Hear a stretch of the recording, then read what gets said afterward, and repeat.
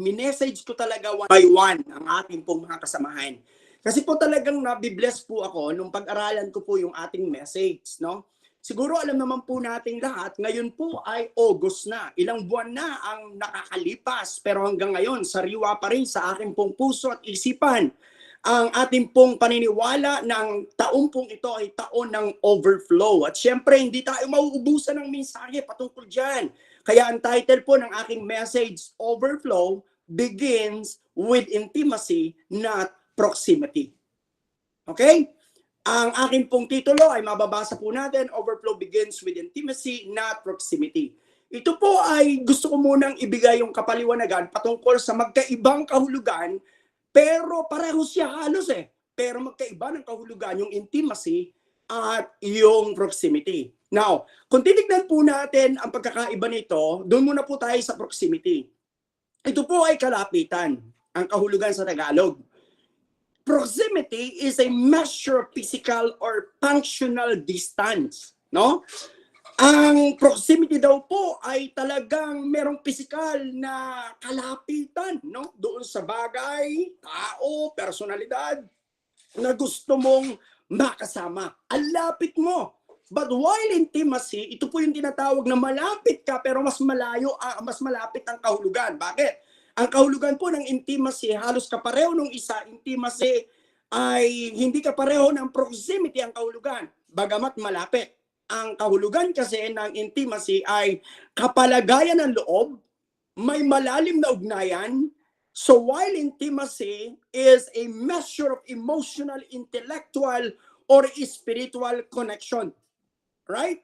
Makikita po natin, ang proximity ay nangangahulugang malapit ka sa isang tao. Ngunit ang intimacy ay nangangahulugang kilala mo at meron kang malalim na ugnayan sa taong nakalapit sa iyo. So, pag tinignan po natin ito, halos pareho. Pero alam niyo po ba, habang tayo po ay nagpapatuloy sa mensaheng ito, maiintindihan niyo bakit sinabi ko po sa aking titulo na ang overflow na ating pinaniniwalaan ay nagsisimula sa pamamagitan ng intimacy, hindi po sa proximity. Alright? Now, meron po akong tekstong gagamitin. At ito po ay makikita natin sa Matthew chapter 26, 47, 50. Sana po na isusulat ko po ito. Ang ganda po kasi baka po bukas makalawa, pakinabangan nyo po. Ang sabi po ng verse 47 ng chapter 26 ng Matthew, nagsasalita pa si Jesus nang dumating si Judas.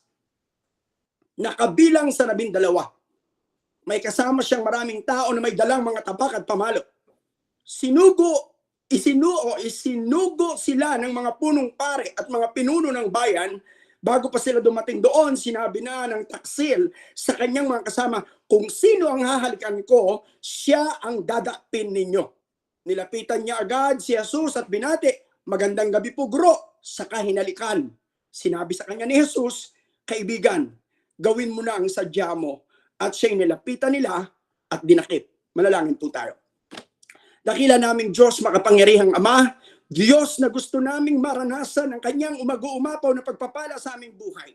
Subalit bago mo gawin ang mga bagay na yan, tulungan mo po kami na hindi lamang kami malapit sa iyo sa distansya, kung hindi magkaroon kami ng kalapitan sa iyo sa Espiritu, kalapitan sa iyo sa pagkaunawa, kalapitan sa iyo sa aming puso. Panginoon, sa araw po na ito, aking dinideklara, lahat ng pinayagan mo na makadalo sa Donwats na ito ay makaranas ng overflow because of the intimacy that they have, not the proximity that they have. Father, in the name of Jesus, ini-entrust ko na po sa iyo ang lahat at umaasa kami. Walang sino man sa amin ang lubos na makikinig at tatanggap ng iyong salita na hindi lubos na mapapagpala. Marami pong salamat sa pangalan ni Jesus. Amen. Muli, maraming salamat po sa napakarami nating mga kapatid, Ate Bea, at sa mga nakikita ko pong humahabol pa. Hindi ko na po kayo mababanggit. Pwede po ba ay meron po tayong i-assign, pakibati po yung lahat ng mga humahabol sa chat group na lang po natin, kahit na si Pastor Marwer na lang. Pwede po ba pakibati specific yung mga taong kasama po natin ngayon? Kung ang pangalan ay Elise, maraming pong salamat, kasama namin kayo ngayon. Pwede po ba yan, Pastor Mark? Maraming pong salamat. Now, as my continuation ng aking message, mga kapatid, ang taong pong ito ay diniklara nating the year of overflow. At hinango po natin ito sa Psalms 23 verse 5. At Nawa sa tagal ng ating pakikinig, malinaw na sa atin na ang salitang overflow ay hindi nakasentro sa pamamagitan lamang po ng blessing about finances. Hindi lamang po ito patungkol sa material things na ating natatanggap. Kung hindi kasama na rito ang miracles, ang overflow of God's favor, at ang mga magagandang pag-uugali na meron tayo na nag-overflow ang lahat. Overflow of love, overflow in joy, overflow in everything, galing sa Panginoon. So that's why it's very clear that our declaration is not focused only into the material things. Okay? Bagamat hindi naman po masama ang tayo po'y umasa na tayo'y papagpalain financially, materially ng Diyos. Okay? Pero dapat malinaw sa atin na bagamat gustong i-overflow ng Diyos ang ating kamay na lalagyan ng mga pagpapalang material, dapat po nating maintindihan na una munang gusto ng Diyos na i-overflow yung ating puso na malapit sa Kanya. That is intimacy. Huwag po tayong pumayag na ang paglapit sa Panginoon ay katulad ng mga taong gusto siyang gawing hari.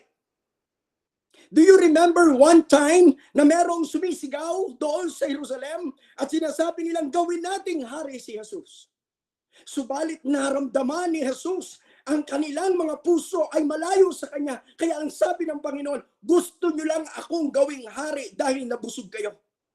Hindi ninyo ako gustong gawing hari dahil kayo ay malapit sa puso ko o mahal ninyo ako sa inyong mga puso. Kung hindi, nais nyo lamang akong samahan at gawin ngang isang hari dahil alam ninyo na kung ako magiging hari, hindi kayo magugutom, palaging meron kayong mga bagay. So ang koneksyon ninyo ay dahil lamang sa mga bagay na material na inyong natatanggap. Kaibigan, kapatid, gusto ng Diyos na bago i-overflow ang lahat sa buhay mo, gusto niya munang i-overflow ang iyong puso. Why? Because true overflow is not produced by possession. It is produced by His presence. Hindi mapayag ang Diyos na makaranas ka ng maraming pagpapala dahil sa ikaw ay may inaangkin na at meron ka ng mga pinag-iingatang mga bagay sa buhay. Kaibigan, ang overflow ay production ng presensya ng Diyos. Kapag ikaw ay nakadikit sa presensya ng Diyos, that is the source of overflow. Yung presence ng Diyos. At dito pumasok yung verse, yung kwento ni Judas. Kung titignan po natin mga kapatid, bago mangyari ang mga bagay na yan, si Judas ay ang taong pinakamalapit, distansya, proximity ang kahulugan because he walked with Jesus. He learned from Him. He witnessed His miracles, yet became the only disciple who betrayed Him. Alam niyo kung bakit? Because proximity to Jesus is not the same as intimacy with Jesus. Yun daw pong pagkakalapit ni Judas kay Jesus ay hindi nakangahulugan ng pagkakaroon niya ng malalim na ugnayan kay Jesus. Kaya nga ibinenta eh. Now, that is the very wonderful note that I have. Overflow is not the reward of proximity, but overflow is the fruit of intimacy. Unawain po natin mabuti yan. Ang kapunuan po ay hindi isang gantimpala dahil ikaw ay nalapit kay Jesus. Kung hindi, ang overflow po ay bunga lamang ng iyong malalim na ugnayan kay Jesus. Uulitin ko, ang proximity ay kalapitan pero hindi mo kilala kung bakit ka malapit sa Kanya. Pero ang intimacy ay meron kang malalim na kaunawaan at kaalaman, panatag ang loob mo. That is the real meaning of intimacy. Kapalagayang loob. Mga kapatid, gusto ko po sanang sabihin sa inyo, hindi lahat ng malapit kay Jesus ay nag-overflow. Ang nag-overflow po ay yung mga tunay na nakakakilala at mayroong kapalagayan ng loob kay Jesus. That's why my first point is this. Proximity gives you access, but intimacy brings transformation. Yun daw pong kalapitan ay magbibigay sa iyo ng puwang para ikaw ay magkaroon ng tinatawag na daan na makalapit sa kung sino man siya. Pero yung tunay na kaunawaan at malalim na kaugnayan ang siyang magdadala sa iyo sa tinatawag na pagbabago. In Matthew chapter 26, verse 47, verse 49, kapag binanggit nyo po ito, magugulat kayo na talagang meron lang kay Judas ay proximity. Malapit lang pero walang ugnayan kay Jesus. Why? Saan ka nakakita na si Jesus ay kasama mo, si Jesus ay tinuturing mong Panginoon, lahat ng himala ay nararanasan mo at nakikita mo, pero ang sabi niya, siya ang nagbigay ng sinyales na ang sabi niya sa verse 47-49, now the betrayer had arranged a signal with them. Nagbigay na siya ng sintomas, ng sign, kung sino ang dadamputin at hulihin. Ang sabi niya ito, ang sino man ang aking halikan, hulihin nyo. Going at once to Jesus, Jesus said, greetings, Rabbi, and he kissed him. Hinalikan niya. Pero pag tinignan mo ito, saan ka nakakita? Hindi pala lahat ng umahalik sa'yo, mahal ka. Hindi pala lahat ng kasama mo, ipaglalabang ka. Iyon yung ubod kong nais idiin. Na hindi lahat ng umaaten, hindi lahat ng nagbabasa ng Biblia, hindi lahat ng kumakanta sa simbahan ay may tunay na pagmamahal kay Jesus. Dahil ang iba ay katulad ng taong ito na si Judas, malapit kay Jesus, nakita ang himala, lumakad kasama ni Jesus. Pero siya ang nagsabing, ang sino man ang hahalikan ko, hulihin nyo. Imagine this. The closest lips to Jesus that night belongs to Judas. Kung meron mang pinakamalapit na tao kay Jesus, walang iba nung panahon yon kundi si Jesus. Bakit? Saan ka nakakita yung kanyang labi? Dumampi sa pisngi ni Jesus. Pero ano ang mapapansin natin sa kanya? Bagamat siya'y malapit sa pamamagitan ng labi na ibinantay sa pisngi ni Jesus. Ipinakikita po dito malapit lamang ang kanyang labi kay Jesus. Pero napakalayo ng kanyang puso rito. Napakalalim po nito. Nung ito po yung aking pinag-aralan kahapon o kagabi, lubos po akong kinilabutan. Kaya lahat ng tao na gusto ko, nakilala ko, gusto ko makadalo sila para huwag mangyari na malaman nila sa kanilang sarili. Tanungin nila ang kanilang sarili at matuklasan nila ang kanilang sarili. Yung bang pagkakilala nila kay Jesus, hindi lamang sa labi, kung hindi ang puso pa nila ay talagang may kaugnayan kay Jesus. Dahil sa malalim na kapaliwanagan nito, maaari palang halikan natin si Jesus pero hindi natin siya mamahalin. Maaari palang naglilingkod tayo kay Jesus pero hindi tayo kayang sumunod. Maaari palang aktibo tayo sa mga gampanin ng simbahan pero spiritual empty tayo. Kaibigan, kapatid, meron po akong isang magandang ilustrasyon na baka po makatulong sa inyo. Binasa ko po ang John chapter 15 verse 5. At ang verse po na ito ay may nakalagay, I am the vine and you are the branches. Whoever remains in me and in him bear much fruit. Sa isang napakasimple pong ilustrasyon, meron pong isang sanga na nakalapag sa tabi ng isang puno. Imagine po, use your imagination. Napakalapit niya sa puno. Halos nakadikit na siya sa puno. Pero alam niyo po ba napansin ng sangang ito? Na kahit gaano siya kalapit sa puno, wala siyang buhay. Wala siyang bunga. Wala siyang kahit na anong dagta na nararamdaman at dumadaloy sa kanya galing sa puno. Alam niyo po ba natuklasan niya? Na kaya pala siya walang bunga. Kaya pala siya walang dagta. Kaya pala siya walang buhay. Dahil nakita niya, nakahiwalay pala siya at hindi nakakabit sa puno.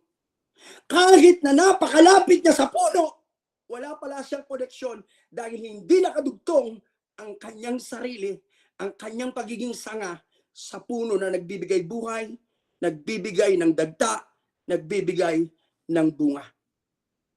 Ito ang dahilan kung bakit sinabi ni Jesus, whoever is near me will bear fruit. Sinabi niya, whoever remains in me. So ang bunga ay hindi nanggagaling sa pagiging malapit mo lang. Hello? Ang overflow ay hindi mangyayari dahil ikaw ay uma-attend lang. Ang bunga, ang overflow ay hindi mo mararanasan kung ikaw ay malapit lang sa simbahan. Ganito rin ang Panginoon. Being near to His presence is different from receiving His presence. Hindi porke nararamdaman mo ang presensya, magbubunga ka lang. Hindi. Dapat tinatanggap po ang presensya para maranasan ang tunay na overflow. Kaya nga ang ating pong supporting verse, James 4:8. Come near to God and He will come near to you. Hindi sapat yung closeness lamang physically. Because God is inviting us into relational closeness. Isang imbitasyon na ang gusto niya, meron tayong malalim na ugnayan, anak. Ayokong kilala mo lang ako. Ayokong nauunawaan mo lang yung sitas na ako ay Diyos. Gusto ko yung pagka-Diyos ko, panay mong hinahangad na maranasan. Marami pong malapit na lang kay Jesus, pero walang intimacy. Nakikiraan po ang Pastor Joel ngayon at naway buksan po ninyo ang inyong isip at ang inyong puso. Inuulit ko. Marahil maliwanag sa ating pandinig, maaaring malapit ka lang kay Jesus, pero ang malungkot, wala kang intimacy kay Jesus. Ang katumbas nito ay maaaring nasa church ka. Naririnig mo ang salita ng Diyos tuwing linggo kung kailan may pinapangaral na salita. Nakikita mo na ang mga ginagawa ng Diyos sa simbahan at sa buhay ng maraming tao. Pero nakalulungkot, hindi mo ito nararanasan. Hindi mo ito nakikita ng lubusan sa buhay mo. Nakikita mo lang ito may pinagagaling. May nakikita ka lang, mayroong pinagpapala. Pero tigatanawan ka lang. Napapansin mo lang siya. Nakikita mo lang siya. Pero yung lubos na maranasan, hindi mo yata nararanasan. Bakit? Dahil kung minsan, bukas lang ang ating mata sa mga bagay na nagagawa ni Jesus. Pero hindi bukas ang ating puso kay Kristo na gumagawa ng kababalaghan. Mga kapatid, hindi ka nga mapupuno. Again, proximity brings you near. Proximity brings you near the source. But intimacy allows the source to fill you. Yun daw pong kalapitan, proximity, ang siyang magdadala sa iyo ng malapit doon sa pinagmumula ng biyaya. Pero hanggang doon lang yun, malapit ka lang. Pero hindi tatapon sa iyo ang biyaya kung malapit ka lang. Ang kailangan ay hindi proximity, ang kailangan ay intimacy. Because ito magpapahintulot sa iyo upang yung pinagmumula ng pagpapala ang magpuno sa iyo, kaibigan at kapatid. Kaya sa pangalawang punto ng aking mensahe sa umagang ito, betrayal starts when intimacy stops. Yung daw pong pagbibenta, yung hindi pagkilala, yung betrayal ay nagsisimula kapag ang atin daw pong tunay na ugnayan kay Kristo ay huminto na. Hindi nagsisimula ang betrayal sa halik, mga kapatid. Matagal nang lumayo, sa totoo lang, ang puso ni Judas bilang ating ilustrasyon. Nang halikan ni Judas ang ating Panginoong Hesus, ito'y bunga na lamang ng isang pusong matagal nang lumamig kay Jesus. Sa John chapter 12 verse 4 to 6, maiintindihan natin nang hinalikan ni Judas si Jesus. Pisikal na lang kalapit ang meron sila nang idampi ni Judas ang labi niya sa pisngi ni Jesus. Pero sobrang layo na ng puso niya kay Jesus. Dahil huwag natin kalilimutan, ang halik na yon ay hindi pagpapahayag ng pagmamahal. Ang halik na yon ay simbolo at sign na hulihin nyo na ang hahalikan ko. Dahil noon pa man, si Judas ay nilamon na ng kompromiso. Sinabi sa talatang ito, verse 4, 6 ng John, verse 12, chapter 12, Kumuha naman si Maria ng isang bote ng mamahaling pabangong galing sa katas ng dalisay na nardo at ibinuhos sa paa ni Jesus. Pagkatapos pinunasan niya ito ng kanyang buhok at malimuyak sa buong bahay ang amoy at ng pabango. Ito'y pinuna ni Judas Iscariote, ang alagad na magkakanulo sa kanya. Sinabi niya, bakit hindi na lamang ipinagbili ang pabango at ibinigay sa mga duka? Ang pinagbilaan maaaring umabot sa 300 salaping pilak ang halaga ng pabangong yan. Sinabi iyon ni Judas, hindi, pansinin niyo po ito, sinabi iyon ni Judas, hindi dahil siya'y may malasakit sa dukha, kung hindi dahil siya'y magnanakaw. Siya ang nag-iingat ng kanilang salapi at ninanakaw niya ito. Ibig sabihin, bago pa ang betrayal na kanyang ginawa, inatuan si Jesus, nilamon na siya ng kompromiso o ng compromise. Kaibigan, pag-aralan natin sandali ang compromise. Bakit sa isang talata sinabi niya halos kapareho, do not conform to the pattern of this world. Bakit nga ba ayaw ni Jesus na ang mga Kristiyano ay nangongompromise? Because a compromise is an agreement where two sides, in an agreement, it's give up a little bit of what they want to meet in the middle. Ang isang kompromiso ay isang kasunduan kung saan ang dalawang panig sa isang argumento ay parehong nagbibigay daan sa kaunting bahagi ng kanilang gusto upang magkasundo sa gitna. Ano ibig sabihin? Papaliwanag ko po. Bakit nga ba masama ang kompromiso? Anong negative side nga ba ng kompromiso? Bakit masama sa isang Kristiyano katulad natin ang nangongompromise? Para maintindihan natin, ito po ang negative side ng compromise.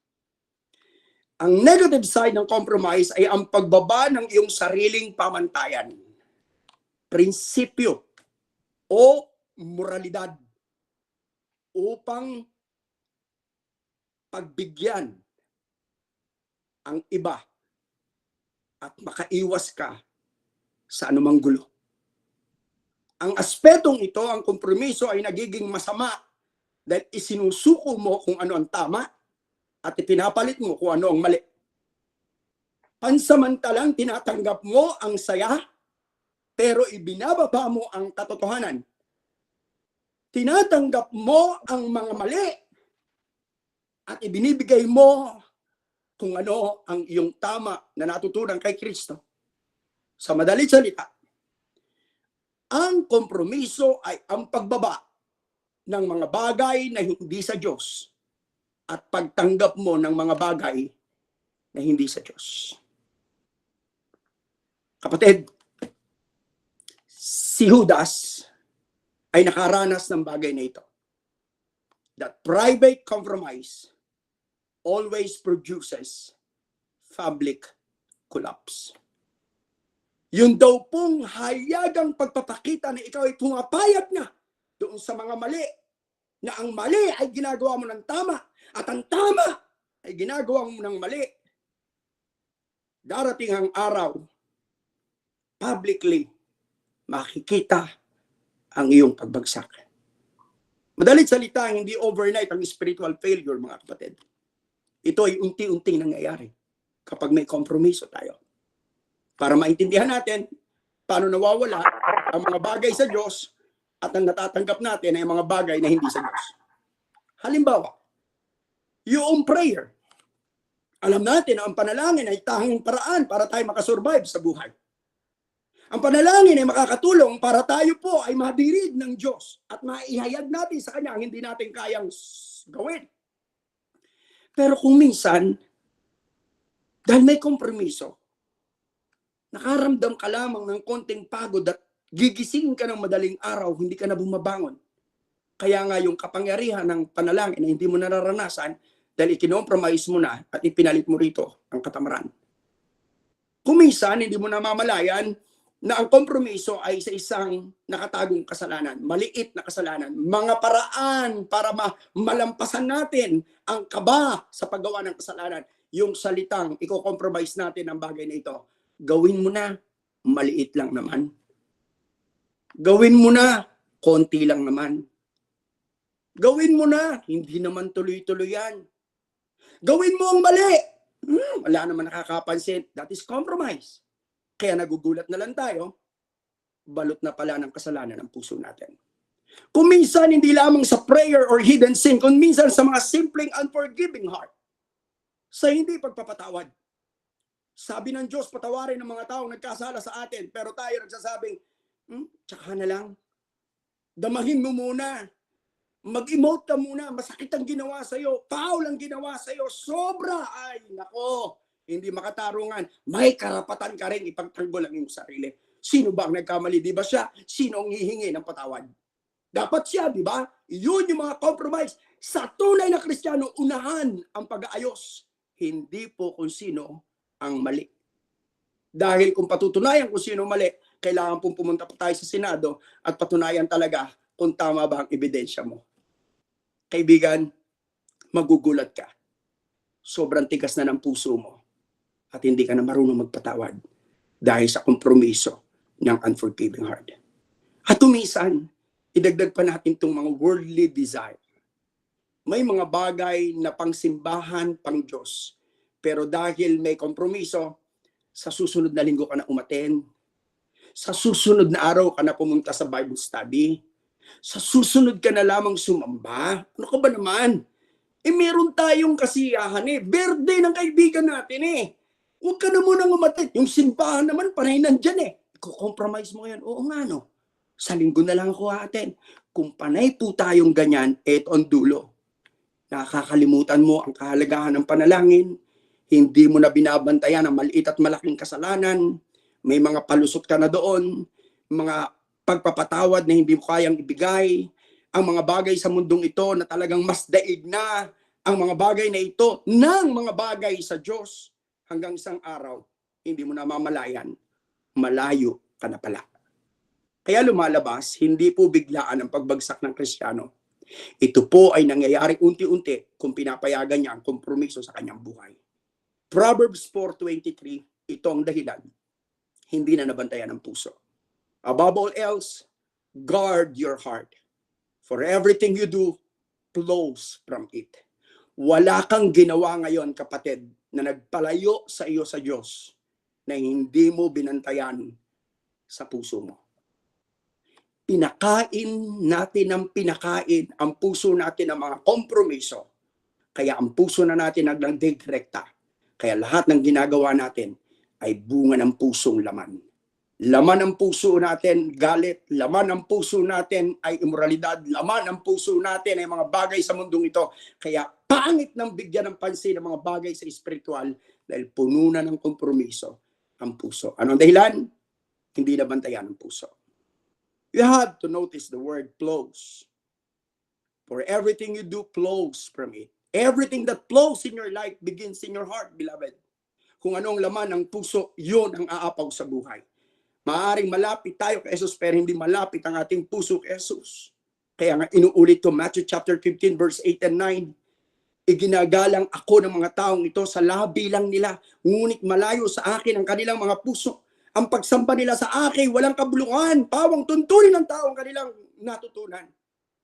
Isaiah 29:13. Pakaingat po tayo, baka proximity ang meron tayo at hindi intimacy, at ito po ang ebidensya. Sinabi ng Panginoon, ang mga taong ito ay nagpupuri, nagpaparangal sa akin sa pamamagitan ng kanilang bibig, proximity. Pero ang puso nila ay malayo sa akin, walang intimacy. At ang pagsamba nila sa akin, ayon lamang sa tuntunin ng tao. Kaibigan, itanim sa isip at puso. Hindi lahat ng malapit kay Jesus, proximity, ay may tunay na kalapitan sa kanya, intimacy. Si Judas Iscariote ay isa sa 12 alagad. Araw-araw nakasama si Jesus. Nadidinig ang pangaral ni Jesus. Napakalapit pisikal na meron siya kay Jesus. Pero bandang dulo, ipinagkalulo niya si Jesus. Halagang magkano? 30 pirasong pilak. Ito po ang gusto kong i-den. Makinig po kayong mabuti. Ipakikita ko po sa inyo ang bunga ng proximity versus intimacy. Saan ka nakakita na si Jesus na kasama niya ay ipinagpalit niya lamang sa 30 pirasong pilak? Makinig po kayong mabuti. Alam niyo po ba kung anong kahulugan ng 30 pieces of silver? Ayon po sa Biblia, nakipagkasundo po siya sa mga chief priests at siya'y humingi. Kung willing kayo, verse 15, Matthew 26, 14, 15, then one of the 12, the one called Judas Iscariot, when the priest chief asked, what are you willing to give me if I deliver him over to you? So they counted out from him 30 pieces of silver. Alam niyo po ba, ang 30 pirasong pilak ay tumutukoy sa kabayaran para sa isang alipin lamang? Ayon sa batas ng lumang tipan in Exodus chapter 21 verse 32, if the bull gores or male or female slave, the owner must pay 30 shekels of silver to the master of the slave, and the bull is to be stoned to death. Saan ka nakakita? Si Kristo na kanyang kasama, ang turing niya lang ay halaga ng alipin. Balikan natin ang John 12:3-5. Nang dumating sa pagkakataong binasag ni Maria ang isang mamahaling pabango, at ito'y kanyang sinaway. Bakit? Dahil ang katumbas ng kanyang binasag ay isang taong sahod. Para maintindihan po natin ang isang taong sahod, dito po sa Amerika, pagka nakakuha ka ng $70,000 na sahod sa buong isang taon, yun ay isuma mo at lalabas na ang sahod mo sa peso ay 4,270,000+. Saan ka nakakita? Kung ating titingnan, tingnan niyo po mabuti. Si Judas, malapit kay Jesus, pero ang tingin kay Jesus, 30 pieces of silver lamang. Yun lamang ang halaga ni Jesus sa kanya. Pang slave. Pero nung basagin ni Maria, sobra siyang tinamaan at ang sabi niya, bakit binasag mo yan? Sana ibinigay na lang natin sa may hirap. Tignan niyo po ngayon ang punto ko. Masyadong dikit ang puso niya sa mga material na bagay dahil ninanakaw niya ang pera. Pero ang totoo, si Kristo na gumagawa ng himala, Diyos ng mga Diyos, Hari ng mga hari, Panginoon ng mga Panginoon, ang turing niya dito, 30 pirasong dinaryo lang o pilak lang, na ang ibig sabihin, walang halaga sa kanya si Jesus. Yun ang nakakatakot. Marami pong tao, maaaring pwede nating tignan ang ating sarili. Kaano natin pinagpapahalagahan si Jesus? Yung po bang kanyang mga bagay, yung kanyang mga gawain, yung kanyang mga prinsipyo, pinagpapahalagahan pa natin? O hindi na tayo makadalo dahil may material na bagay tayong hinahabol? Si Judas, ang pinahalagahan ay ang pabango. Pero pinagpalit ang halagang pang-alipin ng ating Panginoong Hesus. Nawa hindi po mangyari sa atin ito, na ipinagpapalit na natin sa mga material na bagay si Jesus. Kaya ang mga bagay na pang-spiritual ay hindi na natin magawa. Dahil puro na lang tayo sa mga pang-material na bagay. Tignan po natin, gaano pa at ano pa ang halaga sa iyo ni Jesus? Pabango ba siya? O 30 pirasong pilak? Sana po, wag nating ituring halagang alipin lang ang ating Panginoon. Because intimacy number 3 is the source of the overflow. Pag may lubos kang tunay na ugnayan kay Jesus, mararanasan mo talaga ang tunay na pagpapala. Ito ang koneksyon ng ating deklarasyon. Psalms 23 verse 5, you anoint my head with oil, my cups overflow. Napansin po ba ninyo? Hindi sinabi ni David, my ministry or my kingdom, my money overflows. My opportunities to become a king, to become a winner of every battle. Sabi niya, yun ang ginagawa. Hindi, ang sabi niya, my cups overflow. Kapatid, pansinin po natin ang salitang cups. Sa Biblia po, pag nadinig natin ang salitang cups, ito po'y lumalarawan sa ating inner life. Kapaloob dito ang ating puso, ang ating kaluluwa, ang ating relasyon sa Diyos. That is the meaning of cup. Under the intimacy is the source of overflow. Kapag nakalapit ka ng gusto kay Kristo, ang pupunuin niya sa iyo ay ang iyong puso, ang pupunuin niya sa iyo ay ang iyong kaluluwa, ang pupunuin at ayusin niya sa iyo ay ang iyong relasyon sa Kanya.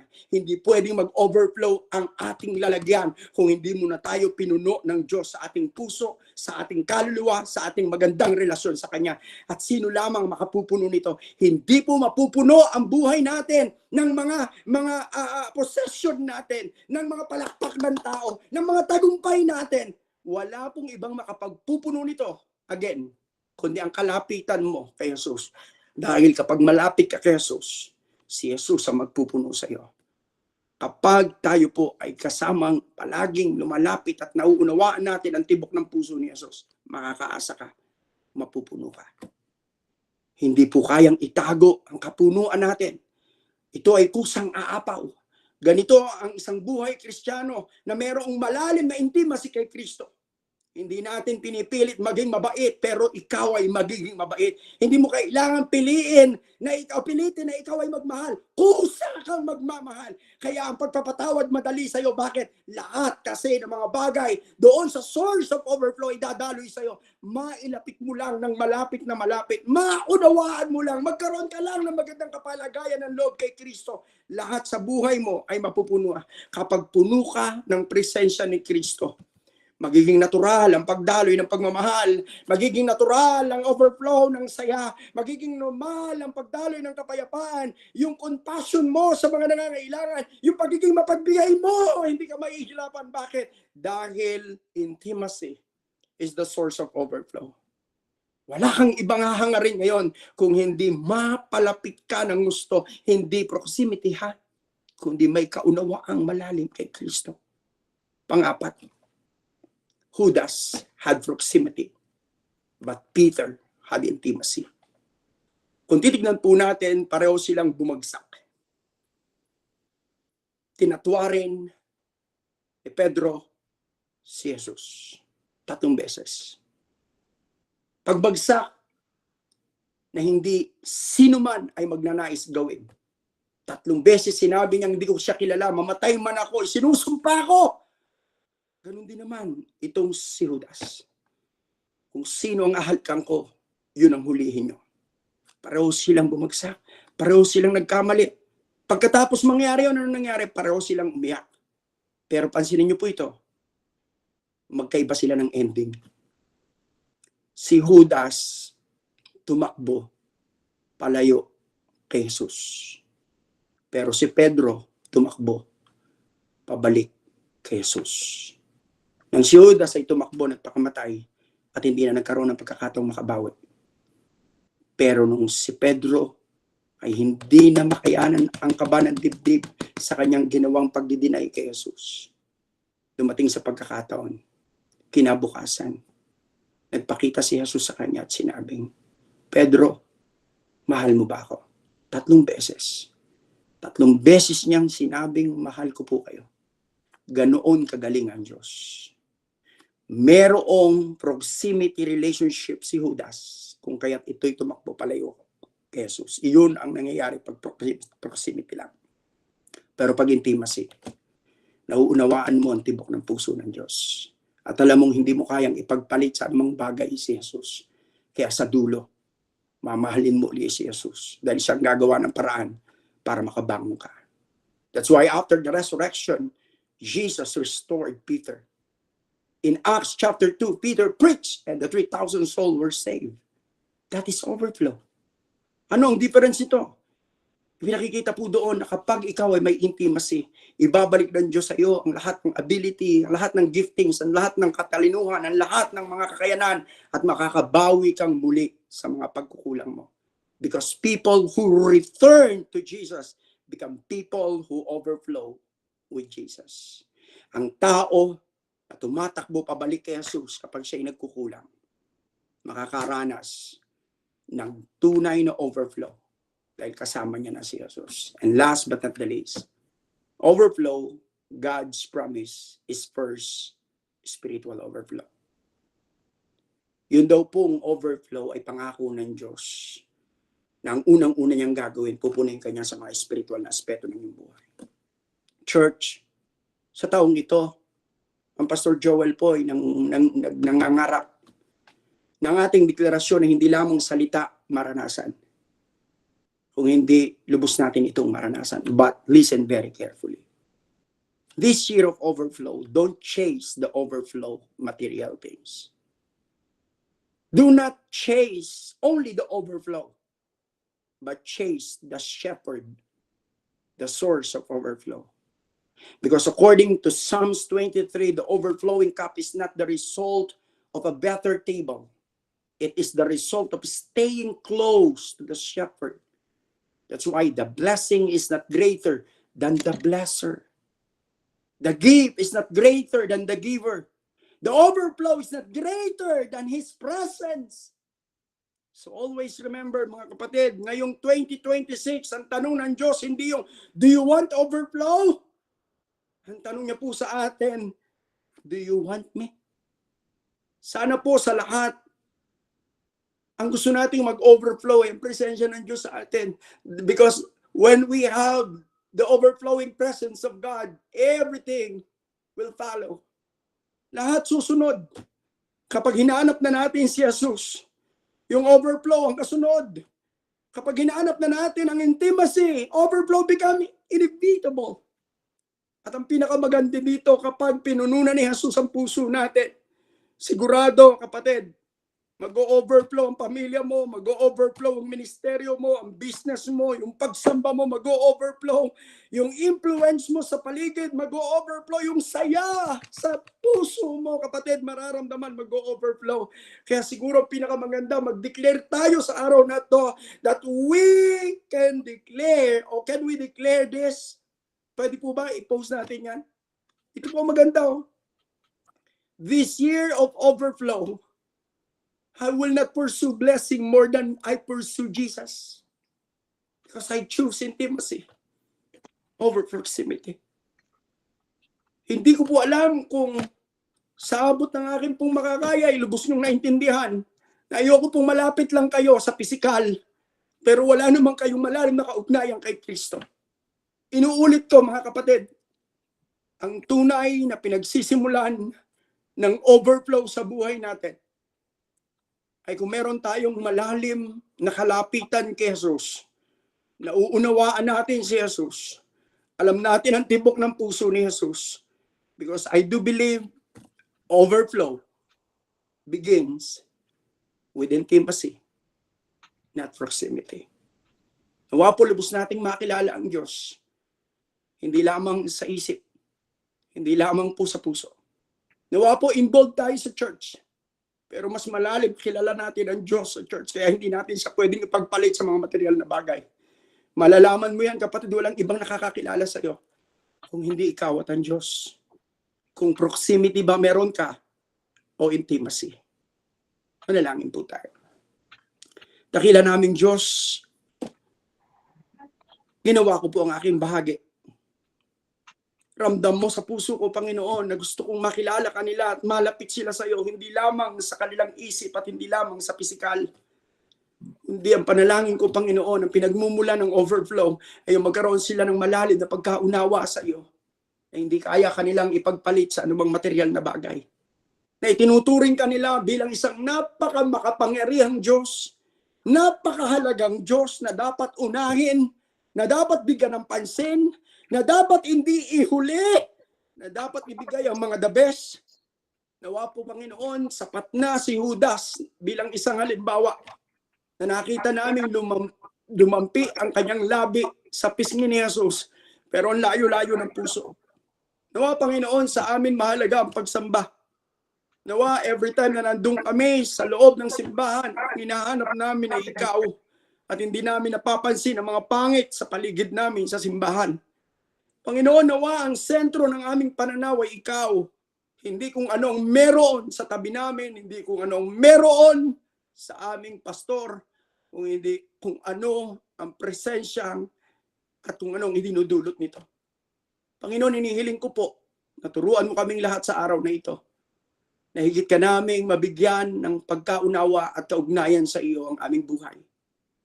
Hindi kami malapit lang sa iyo sa pamamagitan lamang ng salita, kundi malapit kami sa iyo, sa espiritu, sa kaluluwa, At ito'y punuin mo habang kami po'y nagnanais na makipag-ugnayan sa iyo. Pagpalain mo kami lahat, Ama, sa pangalan ni Jesus. Amen and amen. Pastor Mark Erwel, Pastor Noreline, maraming pong salamat. Back to you. Ayan, praise the Lord. Pagpalain po tayo ng Panginoon sa mensahe po na dinala po sa atin ng